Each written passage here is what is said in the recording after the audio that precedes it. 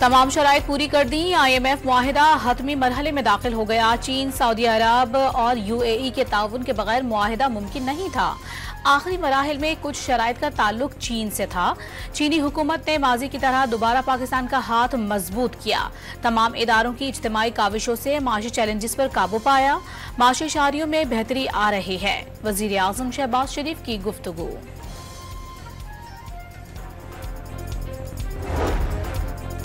वज़ीर ख़जाना आज IMF executive board के इजलास में पाकिस्तान के लिए नए कर्ज प्रोग्राम की मंजूरी के लिए पुरुम्मीद। हुकूमती पॉलिसीज से सरमायाकारों के एतमाद में इजाफा हुआ।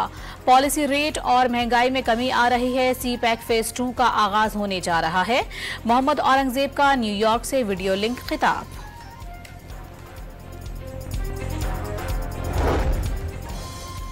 वज़ीर आज़म का बैरूत में इसराइली हमलों पर तशवीश का इजहार। बैरूत पर हालिया हमला जंगी थिएटर को सद देने के सिवा कुछ नहीं। अमन पसंद दुनिया के लिए तबाहकुन साबित होगा। फौरी जंग बंदी और 2 रियासती हल के अलावा कोई ऑप्शन नहीं। शहबाज शरीफ की गैर मुल्की मीडिया से गुफ्तगू। तुर्किया और मालदीव के सुदूर से मुख्तलिफ शोबों में ताउन बढ़ाने पर इत्तेफाक। तुर्किया के सदर की अक़वाम मुत्तहिदा में फ़लस्तीन पर तकरीर दिलों को छूने वाली करार दे दी।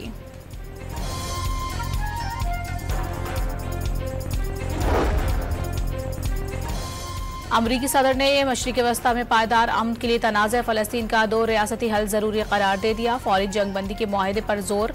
अक़वाम मुत्तहिदा के सेक्रेटरी जनरल ने लेबनान के एक और गज़ा में तब्दील होने का खदशा जाहिर कर दिया। दुनिया एक और गज़ा की मुतहम्मिल नहीं हो सकती। पूरे खत्ते के लपेट में आने का खतरा है। एंटोनियो गुतरेस का अक़वाम मुत्तहिदा की जनरल असम्बली के इजलास से इफ्तिताही खिताब।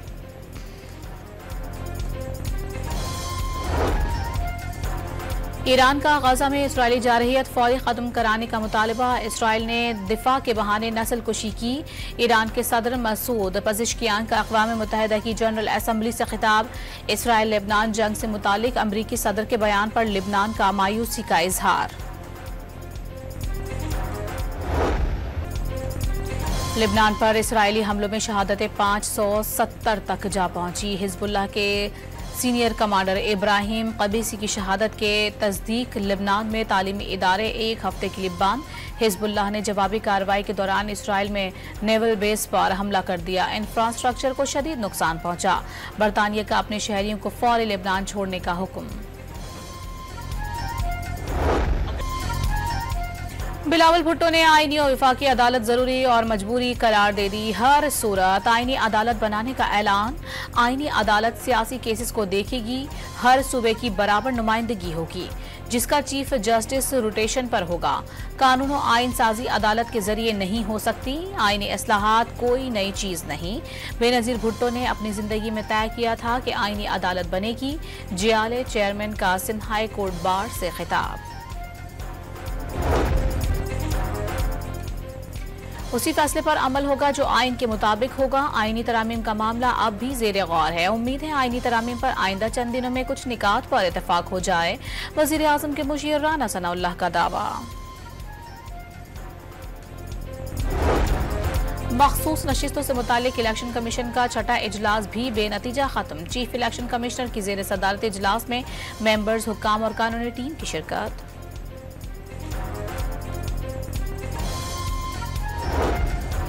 विफाकी वज़ीर इत्तलात का मखसूस नशिस्तों के केस में PTI के दावेदार ना होने का दावा। किसी पार्टी को बगैर मांगे रिलीफ कैसे दिया जा सकता है? अता तारड़ का सवाल। वाज़ेह कर दिया कि हलफनामा देने वाले पार्टी तब्दील नहीं कर सकते।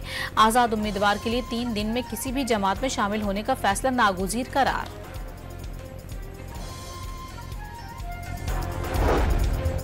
सुप्रीम कोर्ट ने पंजाब में इलेक्शन ट्रिब्यूनल्स की तैनाती के केस का फैसला महफूज कर लिया। सलमान अकरम राजा के दौरान समाअत बार बार मदाखलत पर चीफ जस्टिस काजी फाइज ईसा का इजहार बरहमी।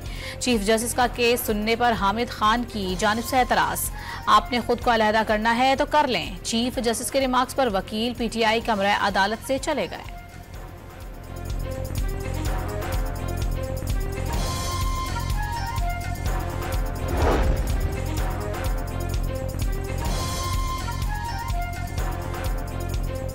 तहरीक इंसाफ का तमाम बड़े शहरों में जलसे करने का फैसला। 28 मई को रावलपिंडी में जलसे के बाद मियां वाली और फिर दीगर शहरों में जलसे होंगे।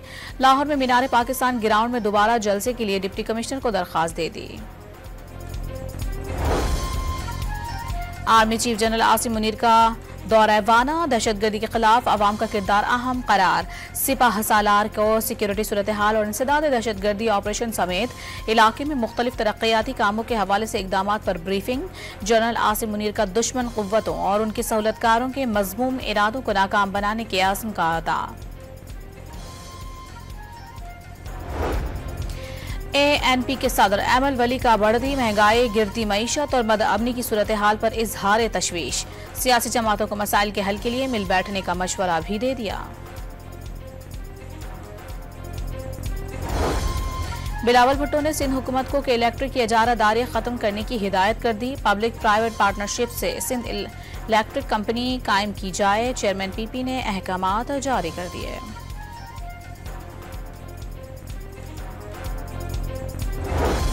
बिजली की कीमतों और महंगाई के खिलाफ जमात इस्लामी का 29 सितंबर को मुल्क भर में एहतजाज का ऐलान।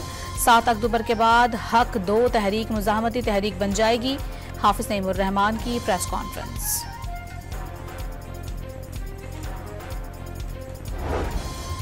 माहाना 200 यूनिट तक बिजली इस्तेमाल करने वाले हो जाएं तैयार।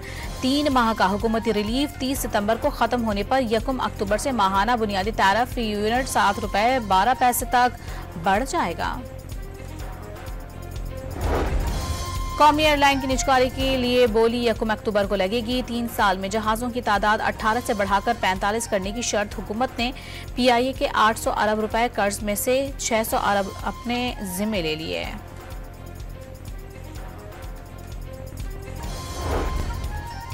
मुख्तलिफ कौमी बचत स्कीमों की शरह मुनाफा में कमी। Saving, special saving account, defence saving schemes शरह मुनाफा कम कर दिया गया।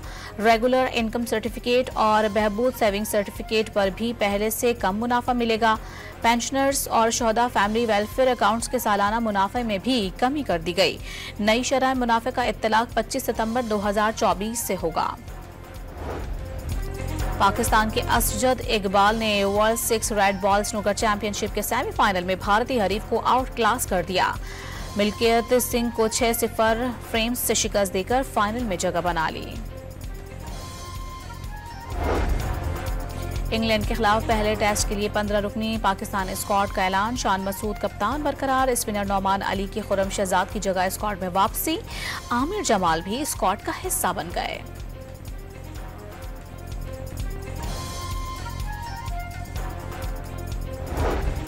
चैंपियंस कप की पहली फाइनलिस्ट टीम का फैसला हो गया। क्वालिफायर मैच में पैंथर्स ने मारखोर्स को 7 विकेटों से शिकस्त देकर फाइनल में जगह बना ली। शिकस्त के बावजूद मारखोर्स के पास एक मौका और मौजूद है।